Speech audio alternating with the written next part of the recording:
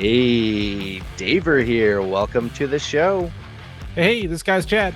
And Chandler's back as well. How we doing today, Dave? We're doing pretty good. We've got a episode of Collision, AEW Collision that is, that went head to head with can't remember what it was called, some kind of wrestling. It was the show. Royal Rumble. Don't you remember from your guys' Dynamite review? I was in the ring. I was the correspondent. I asked him all the hard questions in the press conference. Oh yeah, but they just cut it off because I was too hot. I was like, what do you think of Tony Khan? What do you think of AEW? What do you think of MJF? Why wasn't he in the Rumble? And he didn't have anything to say because he was too stunned with my brilliance. But we'll move on. We're not talking about the second guys. We're talking about the big leagues here. Collision, as the great Toni Storm called it today. What happened? Where are we going? Well, first of all, they were in Louisiana, kind of a weird town that they have never been to before. Yeah, they're hitting those weird markets that they should probably back off of a little bit and hit those hotter markets now that the numbers. Although their last minute ticket sales were apparently pretty good. I thought the crowd was actually fairly hot for, smaller venue. Well, that was the point I wanted to make too. Like, people are giving them a lot of crap for, ooh, look at this unflattering picture of the crowd. But man, they don't sound like, there aren't that many people there. The crowds are into it and they're hot. And I don't think they're piping in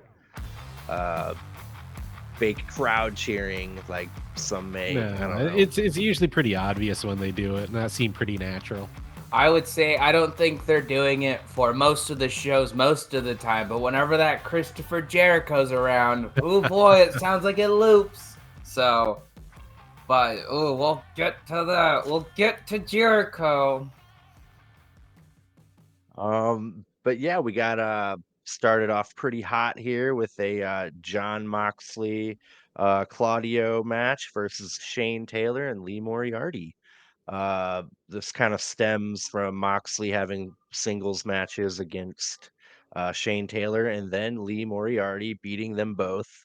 Uh, but yeah, lot of action, a lot of hard hitting right off the bat. Uh, Shane Taylor looks actually like a threat in my mind. The more I'm seeing him, the more I'm enjoying his brutality. Uh, he's no slouch. Like, he can stun Moxley, which not a lot of people can do. Uh, but yeah, uh, Taylor hit a pretty cool leg drop on the apron to Claudio that I liked. But yeah, pretty cool match nonetheless. The outcome that we all thought would happen, Moxley and Claudio actually hit the heart attack, uh, little Bret Hart move there. Uh, and Moxley got the rear naked choke on, and Taylor passes out. Moxley and Claudio win. Yeah, like I said, hard hitting match. Uh, Lee Moriarty is starting to catch my attention a little bit. Like, he may not be world champion material anytime soon, but yeah, it's kind of cool that they're putting a little bit of investment into younger talent. I mean, that can't hurt. Yeah, it's nice to see someone who did the Cope Open actually get a little bit of I wouldn't call this a push, but he's on TV a lot. And you know what? I actually really like Shane Taylor and Lee Moriarty. I thought they were presented well. They looked good against two big names like Jon Moxley and Claudio. And like you said, Shane Taylor really looks good. I don't think either of these guys are like world champion level. Like, I don't want to see them fight Samoa Joe for the title, but I really like how they're rising up right now. And I think they'd be perfect for like a tag team run right now. I think that's what I would want.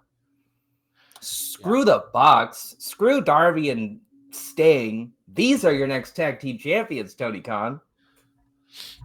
Yeah, it was. I'd say it was a good match without being great, but it was a good way to start the night.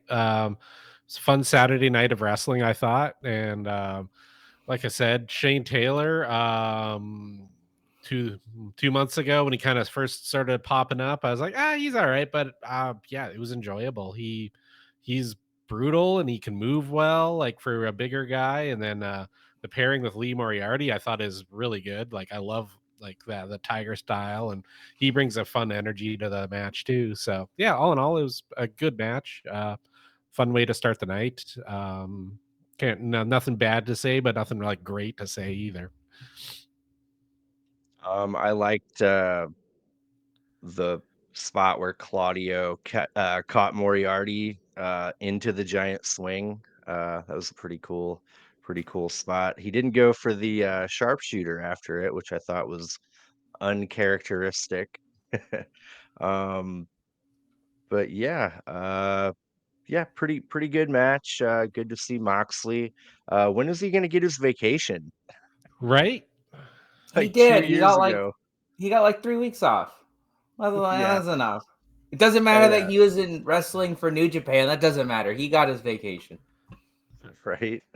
Yeah, poor guy wanted to go fishing, and then Punk goes all punky, and he's like, "Well, Pepsi Man had to do what Pepsi Man does.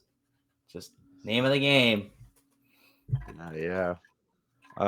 Cool. Yeah. After that, we get Lexi Nair backstage with Commander. Uh, then we got Roderick Strong, Matt Taven, and Mike Bennett walking up. Roddy tries to make a deal with Commander to help make Commander champ briefly until he loses to Roddy. Commander really doesn't really know what they're talking about. Roddy grabs his hand and makes him shake it. Uh, so yeah, there's going to be some shenanigans with that for sure. Uh, yeah, after that, we get that match, international championship match, Orange Cassidy versus Commander. Uh, yeah, we got some good mat wrestling, traps, catches, pinfalls. They're calling the style that Commander uses Yave. It's a specific luchador style. I like that little bit of history there. Kind of cool. The Undisputed Kingdom show up. Commander hugs Orange Cassidy. Uh, they each get a swinging DDT on each other at one point. Uh, we get a beach break to Commander from Orange Cassidy. Commander does a Frankensteiner to Orange Cassidy off the ropes. Commander runs the ropes and dives on Matt Taven and Mike Bennett. Orange Cassidy hits the orange punch for the win. Roderick Strong hands Orange Cassidy the international title, but drops it as OC reaches for it. Yeah, pretty cool. Uh, that'll be a slow burn for the match. I mean, that pay-per-view is coming up, quicker than we think. So, speaking of, I heard they sold out the Sting oh hell yeah." retirement match, the Coliseum.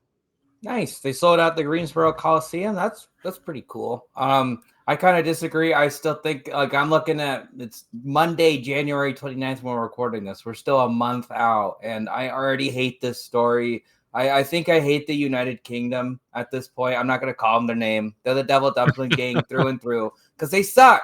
Like that's the only thing we can say now is they suck on purpose because they had They had Orange Cassidy in a chair. Roderick was distracting the ref. Why didn't they start beating him up? Like, punch him, please. Can they beat someone up?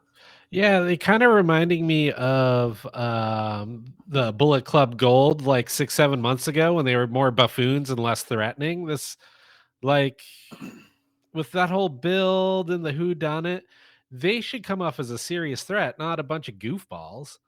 They took the world champion out, made him lose his title, and ruined his life, even though he's just injured. Like, in kayfabe, these are supposed to be scary people, but they all suck. So I'm kind of like past my point. I know I have to wait for Adam Cole and MJF to not be injured, but I don't care anymore because in the meantime, this sucks. Orange Cassidy doesn't look good. Roderick Strong doesn't look good. The Kingdom don't look good. And oh, by the way, the match was fine because it's a guy who always loses fighting for the championship.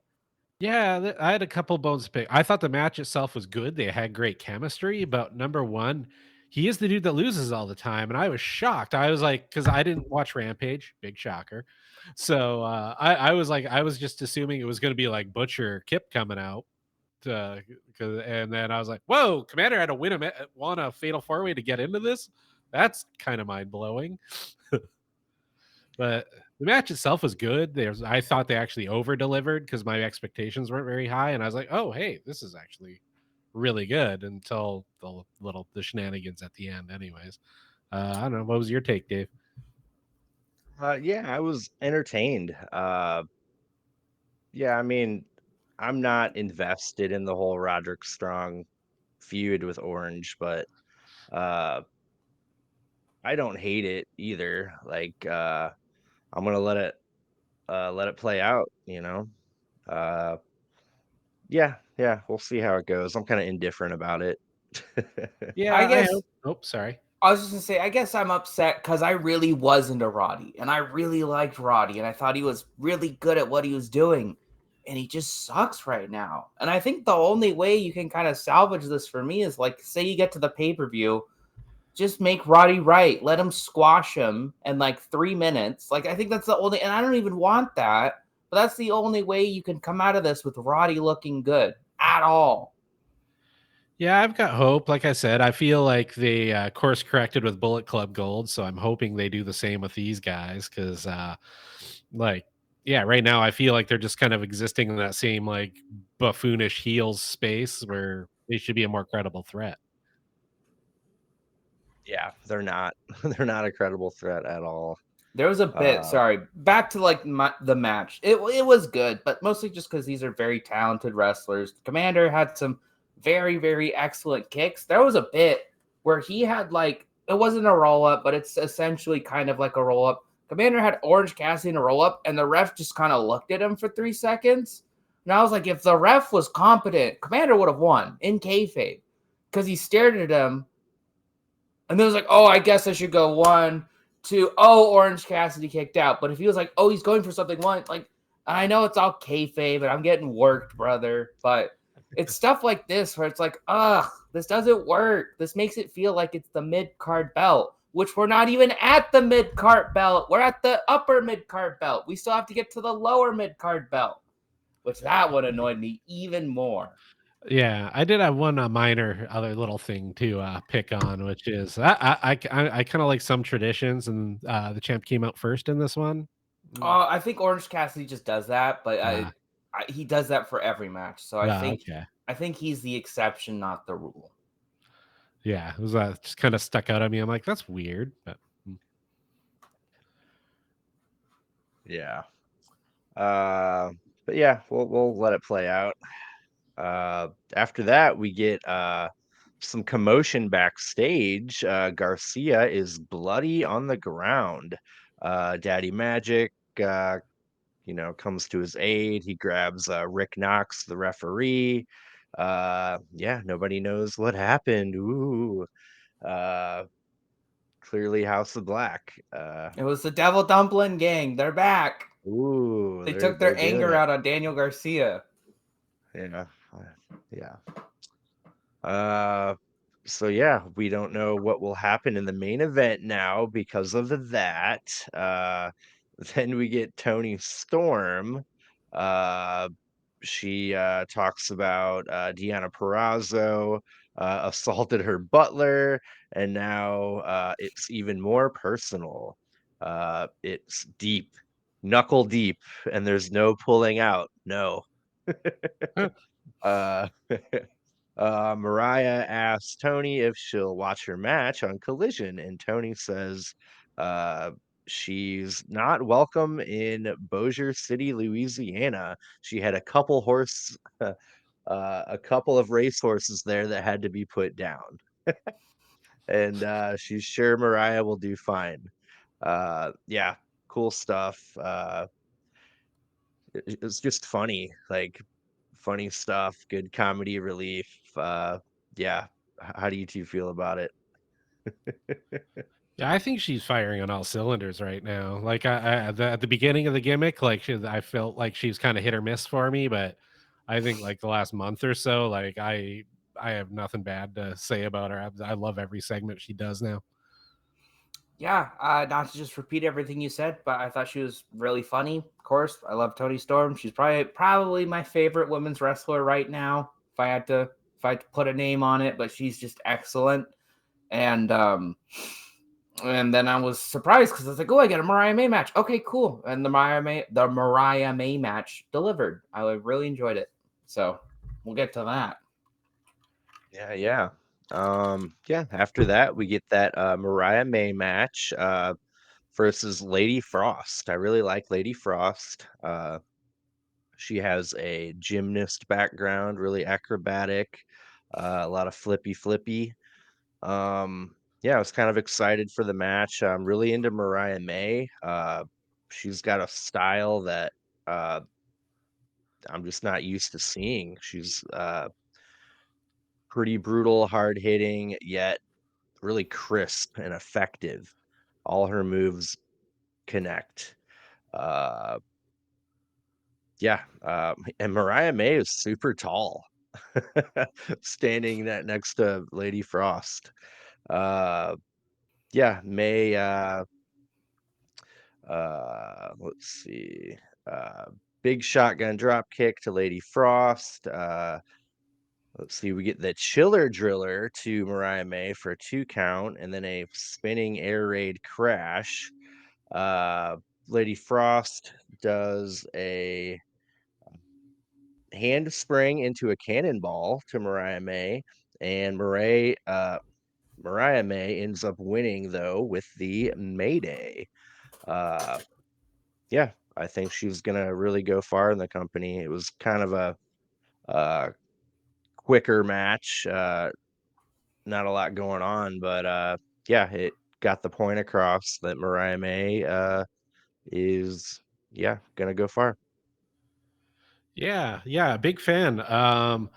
I hope this is a sign of things to come because like lately the women's division just with their performances and such just feels more important. Um I hope they start getting more emphasis because yeah, like this match, Mariah was great, Lady Frost is great, and she's always pretty good, but sometimes a little botchy. I think her styles like just has a lot of room for error with all the flippy dippy craziness. But this one, she looked great. Like they were both impressive, and I want to see both of them more. So awesome.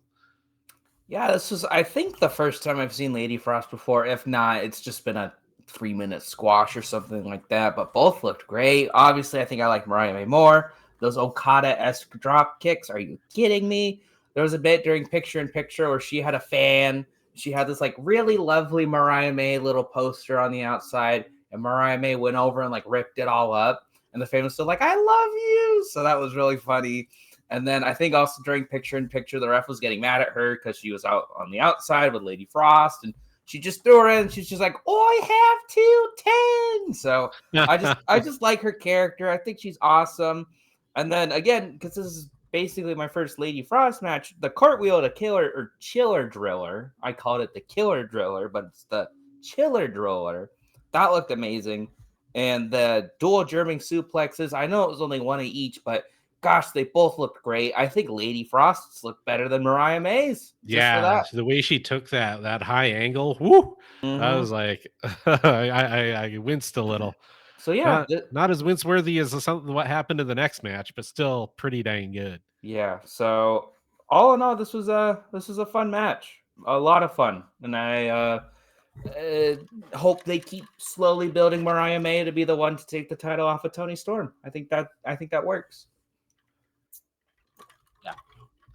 Yeah, sorry, Deanna. No, not Dante Paparazzi. It's not going to be her. Sorry. One day she'll have it for sure. I hate to say it. There's that Ring of Honor Women's TV title. Someone's got to win that. Yeah. It's right there for the taking. Oh, that's for Big Billy Starks. Did she not beat Athena? No, I don't think so. No, she didn't. Oh, weird. Okay, I would personally, if I were booking, I would have had the young upstart beat the heel champion and then called the heel champion up to the main roster. But hey, that's NXT booking. They don't. It never works for them. Why would it work for AEW? Yeah, I want Bobby Athena Roode? back. How's Bobby Roode doing? He's a producer. He just isn't wrestling anymore. That's his choice. But yeah, it didn't really work out for him. Yeah. Let's see. Yeah, after that we get a Swerve promo, responding to him and Hangman having to pick each other's opponent. He says AEW keeps uh pitting himself and Paige. They're going at it over and over and over. And now with the dealer's choice match, he says, I mean, we're doing business, so I understand the method to the madness. He gets it. Certain Pepsi drinker doesn't get that. Mm-hmm. Uh, yeah, Swerve says he's going to choose Toa Leona. He wants to keep it in the family. Yeah, that'll be a very tough challenge for Paige. Leona will undoubtedly put him through the ringer, but yeah, Hangman is definitely going to win that match. Yeah, fun fact. I have never taken a pinfall or submission loss in AEW, so that means I should be a good contender for Hangman Adam Page. I just thought that was interesting that was his kind of like reasoning. And then he was like, he also has never had a singles match in AEW. It's like, well, that's why. So I literally just wrote down Page versus a Mogul Embassy because that's just kind of all they are. They're just one of the two. So but it should be good, but Kind of a letdown. I was hoping they'd swing for the fences a little more, get a little more creative. But in their defense with the rankings, they don't want to mess those up too much because they want to build like probably having Page and Swerve be undefeated up till Joe. But my thing is, I was like, all right, who's like, I want Hangman Adam Page to just be off the wall, call out one of the Bucks and be like, all right, you're fighting Swerve just for like no reason. It would ruin like all of the stories going on right now. But it would just be really funny if he's like same reasoning, like he hasn't taken a loss in 2024. It's because he hasn't had a match in 2024. Like just the same reasoning, but we'll have to wait and see on that one. Yeah. Yeah, after that we get Hangman responding to the match stipulation. Uh, he says Toa's a good choice. Toa's never been pinned in AEW. Well, Wednesday will be your first. He says he gets to pick Swerve's match, but he doesn't have to tell him who it is. We're going to have to wait the whole effing show. So yeah, we're gonna get Rob Van Dam. Oh, I didn't even catch on to that. Oh, it will be Rob Van Dam because he just beat Jeff Hardy, so he's gonna beat all those guys. Oh, that makes sense. Yeah, cool. Yeah, it's something for Rob Van Dam to do. He can still go, so Yeah. I enjoy watching him. Yeah. Yeah, I mean, Swerve eked out a good match with Jeff Hardy, so I imagine like him and RVD will probably be entertaining as all hell. Yeah, it'll be way better. Yeah, I'm all for it. Like Rob Van Dam, I like. I mean, we all know that Tony Khan, he's got a soft spot for the legends, and he shows them respect. So, yeah, I'm all for it. After that, we get a AEW Continental Crown match. Eddie Kingston versus Nope. what? It was a Ring of Honor title proving grounds match. This was not for the Oh Continental no. Crown Championship. Come on, Dave. That's Oh, why I'm so really? mad. I wrote down one note for this match, but we'll get to that. Oh yeah, I didn't even catch that. I just see Eddie. I'm like, oh, he's Well, it was weird because they kept on presenting it like, oh, Eddie Kingston versus Willie Mack, but not for a title. And then they get to there. I think proving grounds are my two least favorite words to hear in wrestling right now. It's just like, oh, this match doesn't matter.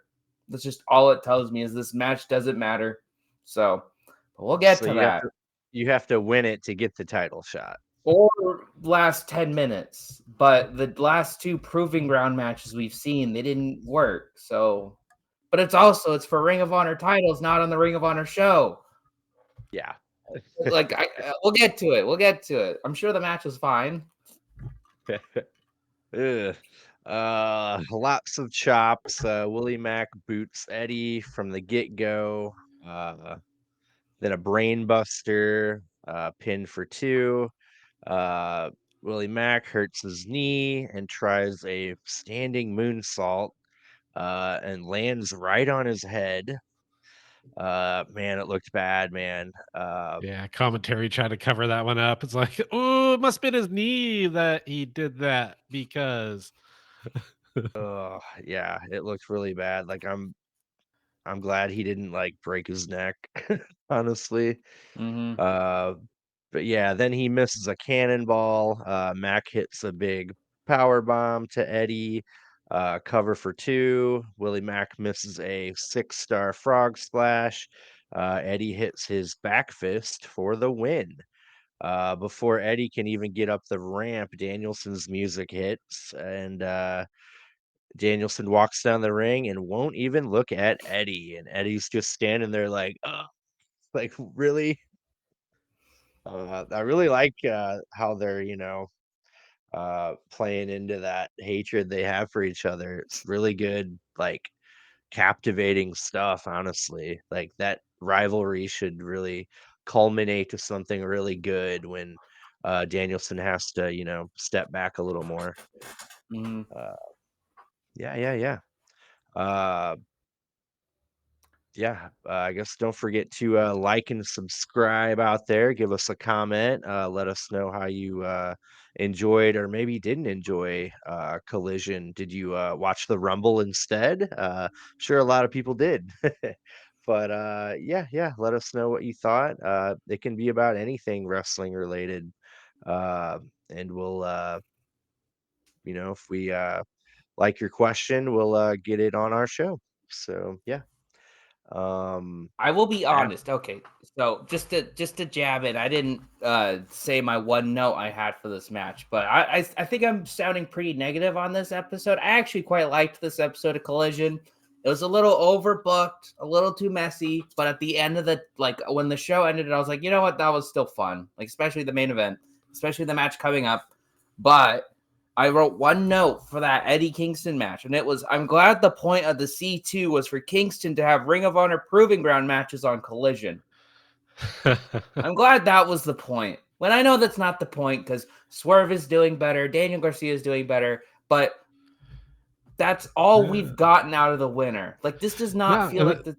Sorry. That's kind of what we were saying during the C2, which is like Swerve. I want him to win everything right up till the end because like we were all like, I feel like the prize might not be worth it. Well, Yeah. they could have changed that. They could have made this belt feel good, like feel important, but we're getting a Ring of Honor like contenders match on AEW. Like I'm just tired of seeing that. I think I'm fine with championship matches, I guess, but also like Ring of Honor is dying. I know no one cares, but it's dying. And it's dying because you're not putting all these guys on there. You're taking all the titles and taking the like that makes no sense to me. And I'm just tired of watching it. So, like, I sound so negative, but it's probably two of the most annoyed things I'm with, like, except for Jericho, which again, we'll get to that. But it's just like, what was the point of the C2 if you just made a belt that's lower than the international championship? And the other two belts feel worse. Like I feel like the Ring of Honor World title doesn't matter. I feel like that never strong open weight doesn't matter. they all just feel like the 24/7 championship. Hey, oh, that'd be hilarious if R-Truth popped in and I challenged know them. that was a controversial statement, but they feel about as important as the 24/7 championship. Like that's just what I'm watching.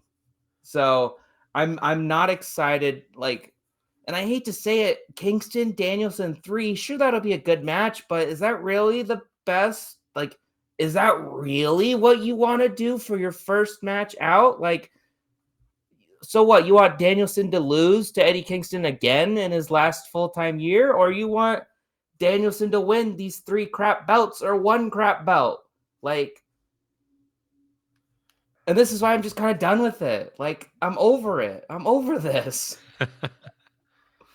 I'm able to compartmentalize. Like, I know for 2 months of good tournament, I'm willing to put aside any crazy booking that may not make a whole lot of sense. I'm just like, okay, like I'm gonna get a good tournament every year. Like, That's, you know what? That is fair. And we're just a long way away from that good And tournament. although like looking down so somebody goes around and holds the belt, but then do they strip them of the belt for the winner of the tournament to get it again?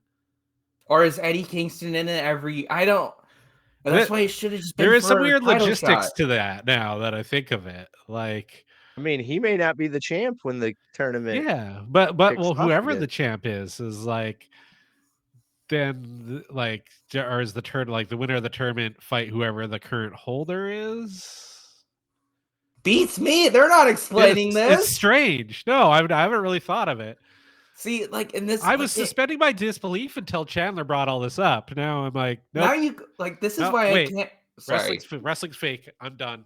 I know. This is why I can't just watch Collision and be like, "Oh, it's Eddie Kingston having a match." I'm like, "What is these? What do these titles mean?" You always are like, "Oh, it's a triple crown, modern day triple crown."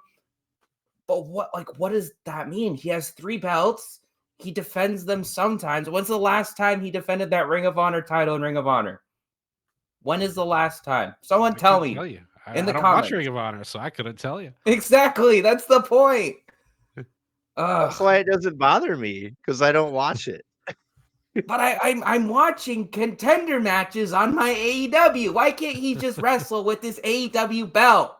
He has an AEW belt. Why wasn't this just for the AEW belt? It was in AEW. I think that's my problem. So are you gonna be angry that the CMLL guys are coming? No, I'm fine with like cross promotion. Jordan Grace was just in the Royal Rumble, and that was badass. But Yeah. it's this one guy who's great. He's a fantastic wrestler, but it's just not working for me. I can't. It's that like there's always that limit. There's always that hill you're gonna die on where like, nope, my suspension of disbelief, I can't put it away for this. I think this is it, where I'm just like, what is this? Yeah, you're gonna think too, like, not only are you having a Ring of Honor belt never defended on Ring of Honor, you have a New Japan belt never defended on New Japan. He did Or just go to Battle of the Valley and he defended it then. So that was at Oh, least a couple okay. weeks ago. But Okay. he's not defending like any of them. Man, yeah, it is convoluted, but I'm able to just be like, oh, cool. I'm watching Eddie with a bunch of gold beat some I ass. I gotta look at it like that, but they gotta give him they gotta give him better people than Trent Beretta and Willie Mack. 2 very competent men, but I need better than that. Like it was like the Cope Open. I need better people than this. I need better matches than this. Because I need Eddie. I need Eddie Will Hobbs. why not? That'd be fun. I don't believe that the Eddie Kingston who beat Moxley and beat Danielson is the same Eddie Kingston I'm watching on Collision. I don't believe that. I know he is. let's have him drop all the belts to Takeshita. I don't know if that would fix it. I don't know. You'd have to put all the belts on Takeshita. Then I'd be satisfied. But yeah, yeah, I'm able to put it all, put it all aside and Maybe I uh, just got to work a little harder on that. I'll try that for next week. I mean, like, I think the rule should be you have to alternate defenses. So he just did the New Japan Neverweight, Open Neverweight or whatever, never open weight. Mm-hmm. And then you got to do the Ring of Honor, then you got to do, and you just alternate. I think that would solve a little bit of the like, he's never defending this. Like, I think I would also say that would be a great idea, but they're not explaining anything. They're just going, he's the yeah, Triple Crown. So, like, that's actually a really cool idea. And I wouldn't complain about, oh, well, he's fighting for the Ring of Honor title and Ring of Honor. Well, that's just the one he's fighting for right now. That's what they said. He's just alternating. That'd be a fun gimmick, but nope, he's just kind of whatever. This match wasn't yeah, this bad. This match didn't deserve this long of a discussion and rant. I'll be honest. Like, I didn't think I'd be yelling for this much, but I'm just like I just keep thinking about the C2 and how great it was. And I was right. The whole time I was right. I'm gonna get to the end and it's gonna suck. And at least for me, it sucks. But I'll work on, I guess, putting that all aside and just appreciating the match a little bit more. I that is something I should do. No, this is great content. I love riled up Chandler. oh yeah, Oh, we're not done yet. this is gonna be a clip for sure. We're not even done yet. But yeah, moving on. We got Bryan Danielson versus Yuji Nagata. What? Like, I watched him in WCW. Oh, Like, really? That's yeah, awesome. yeah, yeah, really cool. Like, God, uh, it's fun. Like, he's definitely a lot older, a lot more stiff. Definitely had a little limp coming out to the the ring. But yeah, it was fun, man. We got Kingston on commentary. Uh, got a really old school test of strength going on between the two. I really liked that. Uh, we got Nagata selling a knee injury really well. Danielson wraps Nagata's knee around the post 3 times.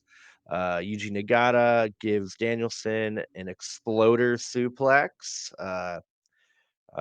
Kingston really liked that. uh, Nagata gets Danielson in a crossface, and Danielson reverses into a knee bar.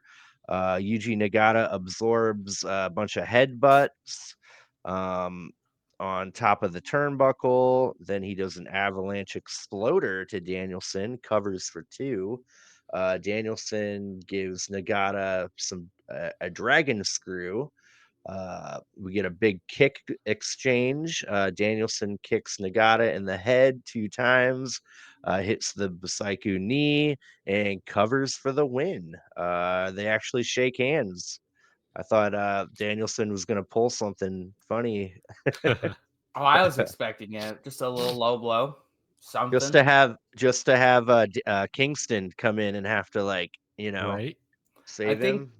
I think they're being a little smart with this. That's probably the Revolution match, so they're gonna have a slow burn. We'll get to the Kingston Danielson brawls. It's just not happening yet. Yeah, But I thought the Eddie coming off the match going straight to commentary was a cool bit. That was kind of neat. Yeah, Eddie and Nigel worked great together. It was just a good old school match. I thought, a lot of like limb working and just a slightly different style than we're used to seeing on AEW, and I actually kind of enjoyed it. For me, I think that was kind of my match of the night. ooh, I think for me it was a little long, but I really did enjoy it. It was a lot of fun. It did feel like a match style that I haven't really seen before, but I think my favorite part was the bit where they were just kicking each other. I thought that was really well done, and Danielson basically barely won over, and yeah, not a like substantially phenomenal match, but I had a lot of fun with it, and I'm really glad I got to see it. This was my first Yuji Nagata match. Fun fact. Yeah. Yeah, I've been kind of going down the rabbit hole of really great Japanese wrestling. I know I sent you to that video yesterday of uh Manami Toyota. Yeah, let me see. I want to actually watch that. You said it Oh, was a 5-star match, right?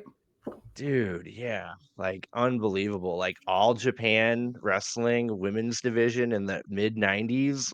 Yeah. I gotta Yeah. go down They that they rabbit went hole. hard. Yeah, it's Uh, Manami Toyota versus Akira Hokuto. I'm sure a lot of people know that match, but yeah, that sounds good. dude, oh my gosh. I watched another one with Asia Kong versus Manami Toyota. Oh my gosh, like unbelievable. Yeah, that era, that promotion, yeah, I need to dive deep into that. Yeah, it just blew me away watching that one. But yeah, enough of that. Oh yeah, back to Danielson. I thought it was cool that he flipped off Eddie as he walked in the Yeah, back. yeah, right at her, you kind of mid bow of respect. He's bowing to Nagata and just gives him the old. That was Yeah. hilarious. Well, it makes Oh sense. man. Nagata's at least to Danielson, Nagata's an established, esteemed wrestler, and he's earned Danielson's respect. Whereas Kingston, he's a bum. He's So king of the bums. I'll he's have a you know, bum. So king of the I'm bums. on Dan. I hate to say this, like I back and forth. I'm either on Danielson's side or Nigel McGuinness's side. I think this was a Danielson week. So Damn clam digger. Yeah, yeah, my I clam love digger. I Until love it. until Nigel McGuinness has a funny line, then I'm back on his side. Yep. Yep, flip Fickle, flopping. fickle. Oh, I'm fine with being fickle for those two. Uh, cool. After that, we get Lexi Nair backstage with FTR. She asks if there's any updates on Daniel Garcia. They say nothing yet, and they're gonna fight House of Black 2-on-3 if needed. Mark Briscoe walks up and offers to help out. Dax says it's up to Garcia if they need help from someone, and he'll be the first one they call. Yep, good choice to cover that. After that, we get Renee, which I like when they have Renee on Collision, with Brian Cage. He wants to know why everyone is talking about Hook. Hook walks up and offers Brian Cage a shot at the FTW title, which Brian Cage actually held at one point. So yeah, that should be good. I'd like to see Hook teach Brian Cage a lesson. Uh, and I like that Brian Cage is getting a lot of TV time. Uh, I remember maybe like 2021-ish where like there was the controversy. Uh, remember his wife Chad was Yeah. like getting on social media and like dogging Tony Khan about Brian Cage's booking and but yeah, I'm glad all that smoothed over and I mean I enjoy him like a lot. Like he can go. He looks like a freaking action figure. Like uh he's definitely that like I don't even want to say the name that shall not be named, but he's that kind of guy's like look of how a wrestler should Oh be. yeah, Like yeah. Are you talking about Lesnar? worst. Eddie Guerrero's friend. uh, Oh, okay. the big I don't know. man. Yeah. Yeah. I don't know. I always thought Mr. Redacted was like shorter in stature, but like maybe jacked. I would compare Brian Cage to Brock Lesnar. Like just not in booking, but in terms of just look and moveset, yeah, he could be a Brock Lesnar. I'm surprised that he's not booked like a Brock Lesnar because he's kind of one of those, he's going to lose. So I'm looking forward to the match. I think it'll be fun. Is it on Dynamite? Did they say it's on Dynamite? I don't remember if they actually booked it. Oh, well, it's one where I'm looking forward to it, but like, I don't care about the belt. It's It's just it's another belt, but it should be a fun match. Where does it rank on the list? Is it above or below the Continental? Oh, at least the Continental is an official recognized belt by AEW. So that I think that puts it like this is it. This is the Continental, this is the FTW, and it's just because this one's sanctioned. If FTW was sanctioned, it'd probably like go up to here. Because at least man. It was on All In, right? It was a major focus. Not really. That was the Jungle Boy CM Punk, but it was part of it. Like, it's held by a guy with a long reign. He's like 29-2 or whatever. Like, but it's not sanctioned. It's not a discussion, but should be a fun match. Let's see here. Ooh, after that, we get the return of Serena Deeb.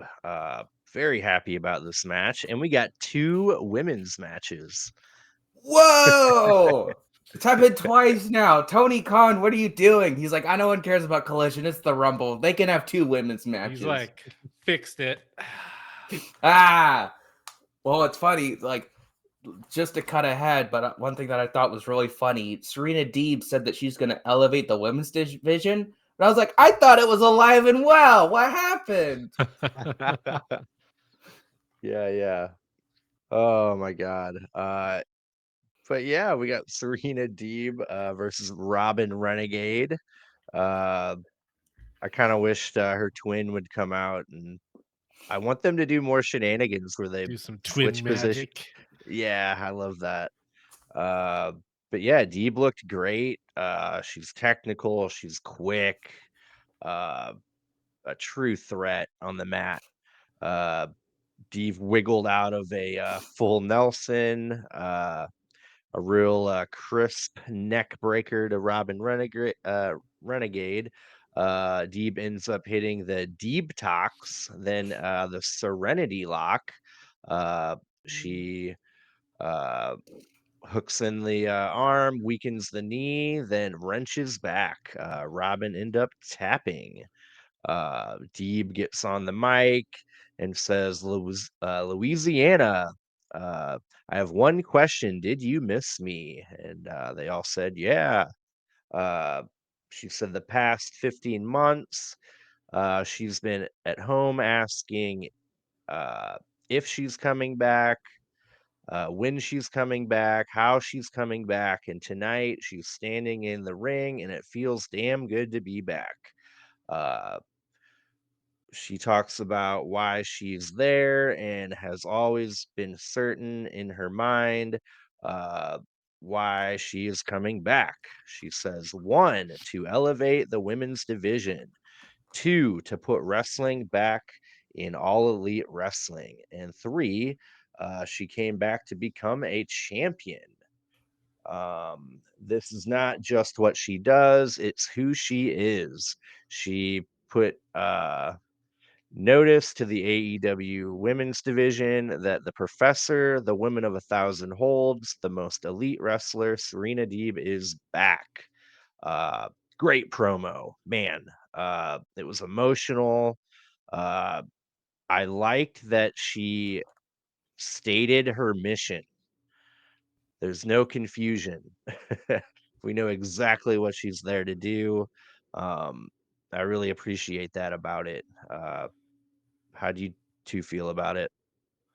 That was cool. Good. I kind of felt like she picked up like right where she left off. It was just like blink and you'll miss it style match, but like credible. Like holy crap! Like she just twists you up into a pretzel and goes, "Okay, good night," and walks away. Like that's kind of what she was doing right when she left. Like those really fast, unbelievable, like sort of squash matches, but it was more just because she's so damn dominant. Like I don't know, into it, and I hope she ends up in the one of the title scenes, either go the world or TBS sooner rather than later, because it's good.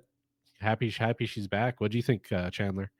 I thought Serena Deeb looked great. I'm really excited for her, like, moving on, honestly. This is my first time watching her, so I didn't really have much expectations, but quite frankly, to me, she was just the girl from the Straight Edge Society. So who knew the girl from the Straight Edge Society was so fucking good? Sorry for swearing, but my goodness, this was such a great match. And it was just a little tiny squash match, basically, but I still really liked it. And then just really unique offense. I've never seen someone jam someone's knee into the ring like that. And then to just wrench it in, like, gosh, she looked great. And then that promo at the end, I was like, this is like, we've been talking about it with Deonna Purrazzo and Mariah May and Mercedes Moné most likely coming in because she wasn't in the Rumble. So it's like, maybe they are elevating the women. Like, they said it on a mic in a promo. Maybe it is happening. But I'm still in the, I'll wait and see. But I'm like, oh, maybe. And I think she would be an excellent contender for Julia Hart and potentially even a good person to take it off of Julia Hart. Because as much as I like Julia Hart, her title reign hasn't been the best. And I wouldn't say it's 100% her fault, but it hasn't been the best. And so maybe putting it on a fresh new face, new and is in returning, like Serena Deeb, and she kind of is a household name. I think that would be a good idea. So Yeah, I kind of feel like it's like that for most of the title holders in AEW. It's like I feel like the chase is booked up really well, and then they just like the follow up after what they do when they win is kind of usually a little meh. Like there haven't been like a lot of really big strong title holders in my opinion in AEW in general. Like Mox during the pandemic did a pretty good job, but Adam Page was kind of meh.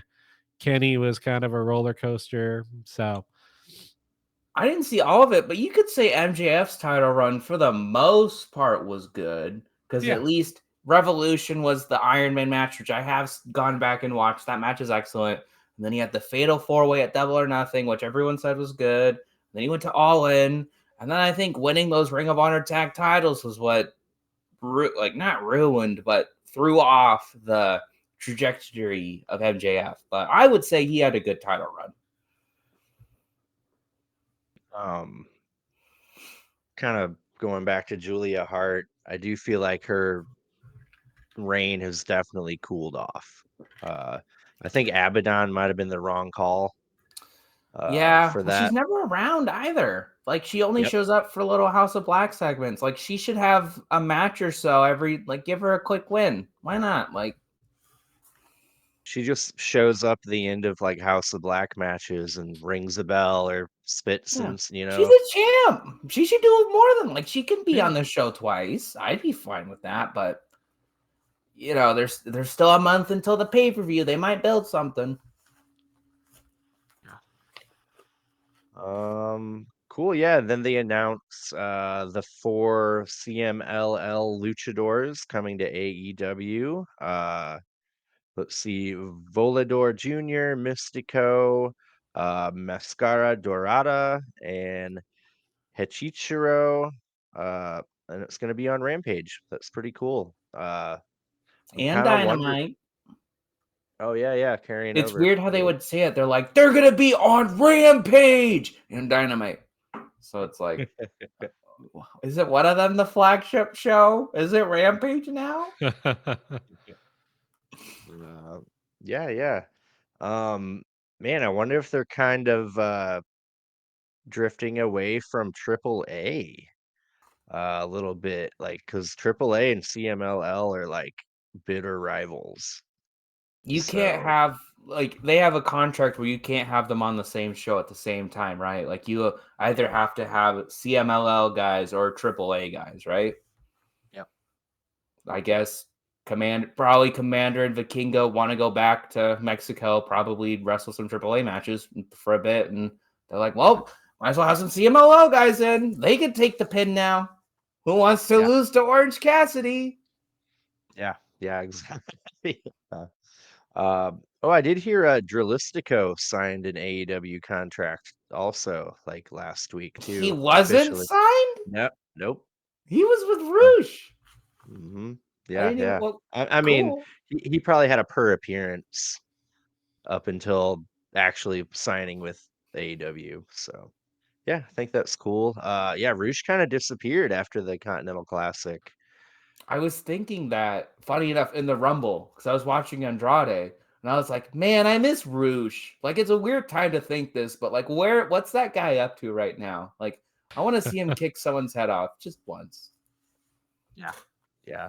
He'll be back. I mean, I think they might be doing the right thing. They're like letting us build our anticipation. So when he does come back, it'll be that much more meaningful. So yeah, I'm Hopefully, okay. we'll go I'm with okay that. with it. I'm okay with it. I'll go with Uh, that. yeah, after that, we get our main event, a elimination escape cage match. FTR and uh we don't know yet. Maybe Garcia versus House of Black, Malachi Black, Buddy Matthews, and Brody King. Uh so Mark Briscoe comes out and the lights go out. House of Black jump him and throw him off the stage on a table. They all fight ringside for a while. Brody King crossbodies Cash in a chair on the outside against the barricade. Malachi goes to hit Dax with a chair, but Garcia shows up and takes on House of Black with a chair. They make it in the cage. Cash jumps off the top of the cage in the ring on everyone. That was super cool. House of Black take out FTR and Garcia, try to climb out of the cage, but FTR and Garcia stop them. Each man hit a big move, culminating in Dax hitting a sheer drop brainbuster to Malachi Black. Uh, Dax Harwood and Brody King escape the cage. The way King escaped was he dove head first into the door out of the cage. We got Cash and Matthews fight climbing over the cage. Uh, that was kind of a cool, tense moment. I really was super invested in it at that moment. Cash ends up falling on a table at the bottom. uh, Matthews ends up trying to get back into the cage, uh, but Garcia throws Malachi Black into the cage, knocking Matthews off the cage onto another table. Garcia gets a brutal ankle lock applied on Malachi Black. Garcia overpowers Malachi Black with a lariat, and Garcia tries to climb out, but Julia Hart spits mist into his eyes, blinding him. Malachi says, "See ya," and goes to leave the cage. And Garcia says, "Finish me," to taunt him to come back in. Uh, Garcia, or actually Black, goes back in and misses his spinning back kick. Garcia gives Malachi Black a pile driver on the chair. They race to get out of the cage, but Mark Briscoe slams the door on Malachi's head. Garcia ends up escaping over the top. FTR and Garcia win. Man, what a great match. So I kind of ended up realizing that we ended up getting 3 separate cage matches out of 1 cage match. So we got a trios match, which is what the match was. After Dax and Brody King left, we got a tag match, cage match. And then when Cash and Matthews left, we got a singles cage match. Like, what? Like, Mhm. it was incredible. Yeah, it Like, was a all pretty the unique stipulation, I thought. It's pretty neat. yeah. Yeah, loved it. Like, really, really great. Seeing FTR and Garcia stand tall there. Um, yeah, how did you feel about it, Chad? Oh, it was cool. It was insane in the best of ways, I thought. Like, it was like War Games level violence almost, and there was some actual good heat. I've been kind of like up and down on this feud, but I thought this was a fun way. I don't know if it was going to be the blow off. Doesn't look like it. Probably will keep going, but it was cool because like I was going through like all the permutations in my head. Like well, shoot, if you escape too early, then all of a sudden you're kind of giving them the handicap. So like there was more depth to it than originally meets the eye. So it was great bumps, like huge big spots. Shoot, even before the match got started, it was a nice little war. All in all, thought it was I was very satisfied. How about you, Chandler? Yeah, all in all, I think the good really outweighed any negatives I had with this match. So, like, at the end of the day, I had a lot of fun, and Daniel Garcia and FTR and Mark Briscoe, which I didn't think would happen, but them all standing tall was the right call, and it was a lot of fun. I like how it started off hot, and then them beating out Mark Briscoe, you're like, oh no, it's 2-on-3, and then Daniel Garcia makes the big save, so that was awesome. No sexy pants for Daniel Garcia. He's in wrestling trunks. So is it official? Is he a wrestler again? Is the sports entertainer dead? He didn't dance either. I don't remember that. So No, we didn't get Daddy Magic on commentary. I was kind of bummed about that. I think the Daniel Garcia sports entertainer is dead, and I don't know how to feel about. I'm still gonna love Daniel Garcia, but like, man, I'm kind of sad about that. I really liked, I can't remember any examples right now, but I really liked the trios action early on of the entire House of Black. I was just kind of like, man, I wish they did more with them. Like, they were trios champions, and I kind of wish they were trios champions again, just so they could have matches like this that are awesome and have them kill everyone, because it was really cool. And then, like, there was like some chops that Daniel Garcia was doing to King, and like, it was like he was giving it everything he had, and I was like, geez, it doesn't have to be that real, guys, but it was, and it was great. And then I loved it when Dax got out. Brody King just like speared the door That was to get out. amazing. I was like, is he dead? Is it worth it that much? Like, oh my gosh. So that was excellent. And then Garcia getting sprayed, and then to taunt Malachi Black back in, and then he still won. Oh, perfect. So like, I think when I said it was a little overbooked, I would agree. But even just that little bit of Mark Briscoe closing the door on Malachi Black, just a nice little cherry on top. So a little overbooked to get to the end. And I think I would have just preferred like a regular cage match, but I thought the escape gimmick was better than I was expecting. And I actually had a really good time with it. But Yeah. that's not where my problems were. But There was a little controversy because apparently it was not originally even advertised as a escape match. it was not. No, and people were saying it was last minute because somebody was refusing to take a pin. I think it was House of Black just didn't want to all get pinned. So Yeah. I would 100% believe that. So Will Washington has responded to To this saying, me? Oh. no. Yeah, to you. My We'll go with comments that. about Eddie Kingston in the Continental Championship are already viral? No way. I What got it happened? right here. We got it right here. What'd he say? He said it was the graphic that changed, not the match. Ah. Okay. They never said anything about escaping in that promo. Because I remember even thinking like, oh my gosh, this is an AEW steel cage match. Finally. Because my least favorite thing about WWE ones is you can escape. That's the whole point of the steel cage, is you want to be trapped and you want to beat the crap out of someone. So I was like disappointed, but I think they delivered it. I think it was fine. Like, whatever problems I may have had during the show with this match specifically were quelled by the delivery. So wasn't it. But we got to talk about the future, boys, because they announced some Dynamite matches. Ooh. So coming up this week on Dynamite, first off, Deonna Purrazzo versus Taya Valkyrie. I'm looking forward to that. I haven't seen Taya Valkyrie before. Deonna Purrazzo's great. It's building up the Toni Storm match. We're getting Jericho versus current Ring of Honor TV title champion Kyle Fletcher. So, first off, we're going to get Jericho beating a Ring of Honor champion on Dynamite. Great. Which is all building up to the next week Dynamite, which is Takeshita versus Chris Jericho. I can't take this. I can't watch that. What are they doing to your boy?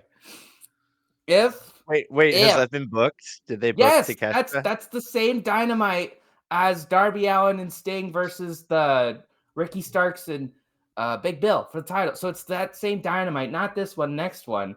Like, I swear, if Jericho beats Takeshita and Cody loses at Mania, I think I'm done with wrestling. I think if both those happen, I'm done with the podcast. I'm finding a new hobby. Like, I can't take this. And I really do think Takeshi's going to lose because, okay, again, I'm thinking, why are we doing these matches? What is this building to? Well, obviously, Jericho's got to get his win back against Hobbs, right? At Revolution. Or we're building up to Will Ospreay. So again, Takeshita's the small fry here. So I'm just like this is why I'm like, I can't take this. I don't want this. I don't want any of this. I thought we were free. He was on Rampage. He had a whole match. Yeah. Shit. Yeah. Man, I want Jericho to just take a little break, go away, maybe cut his hair. It works for everyone. This isn't even about the allegations anymore because I think No. they've been shoved away. Nothing came out about it. Yeah, there's More way stuff. cooler allegations going on now. I wouldn't say cooler. Way bigger, way more serious, way more real. These aren't even about them anymore. I don't want to see Jericho anymore. And I don't think anyone wants to see Jericho anymore. Go away for a few months, change your gimmick, come back, you'll be a hero. That's what all of them do. Yeah. But all in all, I would honestly say this was a good match of Collision, or good show. Despite my problems with it, it was like meta problems. They're not problems with the matches. Like if you're just logging on to, is it on TBS or TNT? TNT. If you're just clicking on TNT, you click on Collision. This was a fine episode of wrestling. It's just, I remember things. That's my worst problem is I remember things, and I'm like, this isn't adding up. But what was your boys' highs and lows? Ooh. Let's see. Low point for me. Man. Not a whole lot of well, okay, the Willie Mack landing on his head. Yeah, poor guy. I Poor genuinely guy. hope he's okay. Yeah, me That's a too. rough landing. Usually a big botch for me will be a big glaring part of a show for me that I can't divert my attention from. But yeah, high point, man. Mariah May, getting to watch her wrestle. Give me a lot more of that, please. Nice. How about you, Chad? My low point started off the same as Willie Mack crashing and burning. That did not look fun. And similar vein, but other women's match. I was happy to see Deeb come back, and she looked just as good as when she left. I'll start with my high point. I was going to give it to Deeb for the match and promo. I thought she looked great, but just for the sake of being different, I'll give it to my boy Daniel Garcia because him standing tall and being the main hero was real nice. And then my low point, I'm just giving it to Jericho versus Takeshita. Like that match being announced, like, it ruined the main event for me because I was like, oh, this match is going great. Like we're getting matches. Okay, well, I think I said it last week with Collision where I hate the fact that they announce other matches for Dynamite in the main event because it takes away from the main event. And I just wish they kind of spaced that out a little bit. But yeah, I think just that. Like well, we want to get to news. Yeah. What's in the news? Lots of late news. So before we got on the air, Chad said that he heard something about CM Punk suffering an injury at the Royal Rumble. And I was like, oh, I haven't heard anything about that. I don't know if that's true. But while we were doing the podcast, what notification do I get from Cultaholic Wrestling? Oh, breaking! CM Punk suffers significant injury at WWE Royal Rumble 2024. So, What? It's not funny to make fun of people for injuries, but like No. this guy has such bad luck. You almost got to feel Yeah. bad. So He yeah, again, agrees.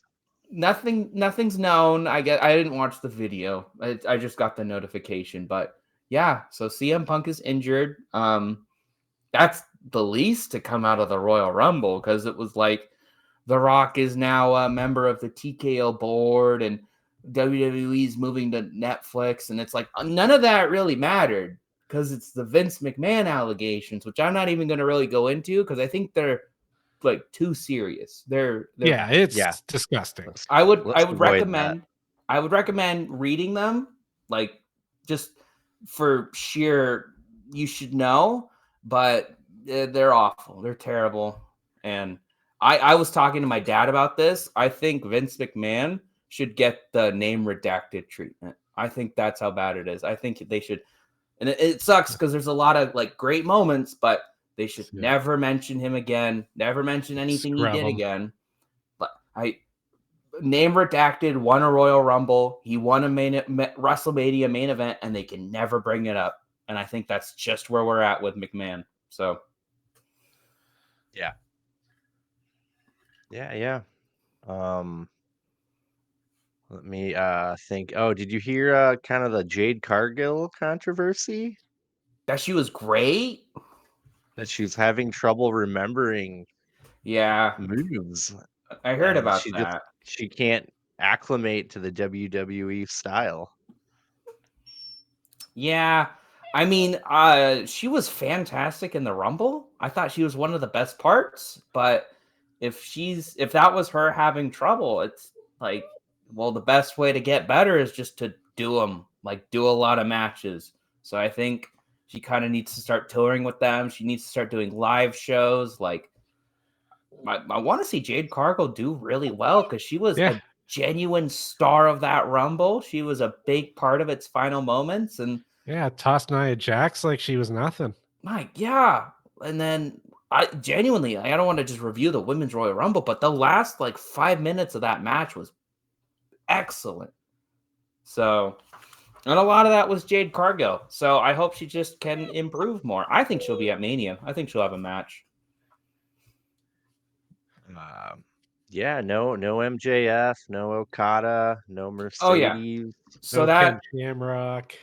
okay, so I definitely owe you $5 because I made that bet. And like a week ago, I think I was like, oh yeah, he's not gonna be in it, is he? So yeah, MGF re-signed with AEW, Mercedes Moné signed with AEW, like those are all confirmed. I think Okada's a little different because his contract's genuinely not up, but Do you the Ken think Shamrock. Oh. do you think the allegations could sway his decision? Um And that's like the trickiest thing of them all is if we believe them, Vince really had not much to do with creative and didn't have much to do with anything. He was a TKO guy. That was all supposedly it. And if he really is out for real this time, then it shouldn't, but it could. He could just look at it and go, "Oh, that's a bad PR move. I'm not going to do it." I don't know if you all know anything about this, but Lesnar was supposed to be in the Rumble and he was pulled. I don't know why. Was it just a bad look? He, he His was name came up in the paperwork. implicated. Is that what it was? Yeah. Yeah, read that. I think Yeah. that was the one thing I missed. Oh, that's ugh. Yeah. Oh, he'll I he'll be guess the first of many. First of yeah. many. Yeah, I guess Braun Breaker got a lot of his spots. Oh, Braun Breaker got all of his Yeah. spots. So The entire everything. The that eliminations. that is kind of funny that Brock Lesnar was going to be eliminated by Dominic Mysterio. Oh, that would have been the best. Like, it's the right call to take him out. Oh yeah. But that would have made me so happy. That would have counteracted any Takeshita's losing to Jericho. That would have counteracted Cody losing at Mania this year. If I got to see that, and then they would have had a match at Chamber. But clearly, this is the better call not to have him. But that would have been so good. Yeah, there's gonna be many more things coming out. This is one woman of like 7. This is only 3 million of the 21. Yeah. Oh, I didn't even think about that. Yeah. Yeah, it's Oh, never Dude, just one. dude, I'm thinking Bruce Pritchard will be gone. I mean, Triple H might even be too much N- like tainted with this stuff as far as Endeavor is concerned. Maybe he knew things, maybe he kept quiet. He knew some stuff. Like yeah. I think they're gonna clean house. Triple H is a little bit different, and that's because he is a big podium of goodwill in WWE nowadays. Like people look at him and they're going, "Well, Triple H is behind the helm. He's going to steer us in the right direction." And I think he still has a lot of that. He hasn't seemed to have lost it yet. But maybe you just like you keep Triple H 100% behind the scenes, and you have like The Rock kind of step in and be like a vocal face of the creative, I guess. Like he might not have anything to do with it, but he had nothing to do with those allegations as far as we know.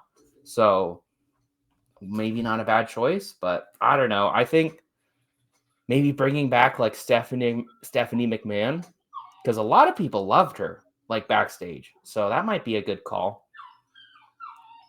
And him at the press conference saying it's WWE's best week ever. It's the executives at WWE's best week ever. Maybe not WWE's best week ever. It was like it was like a fine pay-per-view. Wasn't an all-timer. Like I was definitely super excited for the Rumble. And then after it, I was like, well, at least Cody won and the women's match was really good. Like that was kind of all I felt. Oh yeah, it's just a lot of bad news. Unfortunately, um, yeah, I hope that the women that were treated horribly are taken care of and get everything they deserve. That's all I really feel. And I hope that these people aren't just forced to resign or fired. I hope they're punished by the law, for their crimes. They have committed crimes and they should be punished for them. And sometimes that doesn't happen with these higher ups, but I really hope this is different. Yeah, I mean the FBI did raid Vince McMahon's home. Mm-hmm. Yeah, I think charges are going to be coming. The hammer will drop. Um, yeah, it's just not a good look for the WWE at all. Like at Yep. all. I think Slim Jim should have kept with their initial threat. Oh, were they to- threatening to oh step yeah. off? Oh yeah, you didn't hear about that? Yeah, Mm. they completely they're like, "Yeah, we'd like to pause our partnership with the WWE uh to align with our values." And then right when McMahon resigned, Well, they I'm sure called it that rejoining the Rumble. what's so funny about that is I didn't hear anything about that. I'm just thinking about the Rumble. They played a Slim Jim ad before LA Knight came out. I know it's because he's like one of their sponsors for it, but here I am like, oh man, they must have just thrown that in as like a please don't leave us, please. I know these guys are coming out. We'll throw an ad in, okay? So, Well, you got wow. to watch a commercial during the Royal Rumble. Oh, the Peacock sucks. Yeah. Them moving to Peacock was awful. I wish they Wait a would go Yeah. minute. back to the WWE Yeah, you're network. paying for it and you still gotta watch. Yeah, there's a lot of You're ads. kidding. No. Really? There's commercials? They'll have like 20-minute sections where it's just kind of like not straight commercials. Yeah. Yeah. Promos. It's promoting WWE and WWE things, but like their Uh, sponsors. No, I, okay. I I never thought I would miss the WWE network so much, but the WWE network was so convenient and nice. Sure, it had problems with like the network and everything, but it was so convenient to just log on. A lot of times, what happens with Peacock, because I never catch pay-per-views live, I always will catch them an hour or so late, is I'll start watching it and it'll always play where it's at. So I've literally been spoiled on pay-per-views just because of like catching onto it late. Yeah. And when the broadcast ends, it like jumps you to the end of the broadcast. So again, you'll be spoiled on something, and then you won't be able to watch it for an hour as they bring the replay up. So I really don't like Peacock. It's a means to an end. Yeah, that Yeah. sounds kind of shitty. Uh, It's yeah, definitely why I weird. think I'm always like a lot better with AEW pay-per-views because there's never like long breaks like that. Sure, there's like too many matches, but at least I don't got to sit through ads. Right. True. But yeah, I don't know. I think 2024. Tony Khan made a bold statement that 2024 is going to be um, AEW's new 2021. Best Uh, year ever. yeah, yeah. I think they've probably he's probably got some big announcements You got to coming. start that soon, Tony Khan. Like, we're not on the right step. We're not on the right step for the biggest year of AEW, but we haven't seen the first pay-per-view. Things can change. I think them getting a bigger lucrative deal from WBD could be coming sooner than later. Yeah. Uh yeah, obviously I'm a huge AEW fan, duh. And I want what's best for all wrestling. I don't hate WWE. They've always left a bad taste in my mouth. Always. My I think that's entire fair. life. My entire life. I Like think that's w- fair. As a like I I've never watched it, but like looking back at what they did to those WCW guys after the like it all fell through, I'm like, God, I don't mind when people are like, "Oh, WWE sucks." It's like, yeah, they kind of do. Like, there's a lot of times where WWE just sucks and there's nothing good. Like, sure, the wrestlers are great, but they're not able to do anything. So I think right now they're in a bit of a better spot, but it's kind of the same with AEW where it's like you're on the precipice of potentially a great year, but we're only in January. Yeah. It's super easy to lose that. So we'll see. I think Mercedes and Okada would be a big boon to their image. I would agree. I think those would be two big names that could really liven up AEW right now. Mhm. Yeah. Um yeah. I think I want a little Goldberg in my AEW. He's got to have his retirement match. Okay, double retirement match: Goldberg versus Ryback. Book it, Tony Khan. Uh Speaking of, I love your video, Chad, on Ryback's top 5 best matches. Very insightful. There was a match on there that I had forgotten about, but I went back and watched it. Oh, it was a classic. So make sure to check that video out. Just giving some love to an underrated and underutilized talent. Yeah. I Yeah, hear it's he's hungry. Feed him yeah, we more. should feed him more. Yeah, I hear Feed that video more likes and subscribes. How about that? yeah, I hear it's a rite of passage to for internet podcasters to get blocked by him. So here's hoping. Woo! Not with all our Uh, praise, our unmitigated praise. We're never getting blocked. We're getting followed. He's the fourth man. I love it. Cool. Yeah, I think that just about wraps it up. I don't want to get into any of the negative stuff anymore. We've already talked Uh, about it enough. We should move on. Wrestling should be fun, and it has been fun. yeah. Yeah. I'm focusing on the positive. Like Collision entertained me. I know the Rumble entertained you too. So yeah, let's focus on this good stuff. Saturday night was a good episode or good night for wrestling. Collision was Yeah. great. Royal Rumble was a lot of fun. So let's move on. I am looking forward to Dynamite. They didn't announce much, but they got the Swerve and Hangman dealer's choice matches. So that should be interesting. So I'm looking forward to it. Yeah, cool.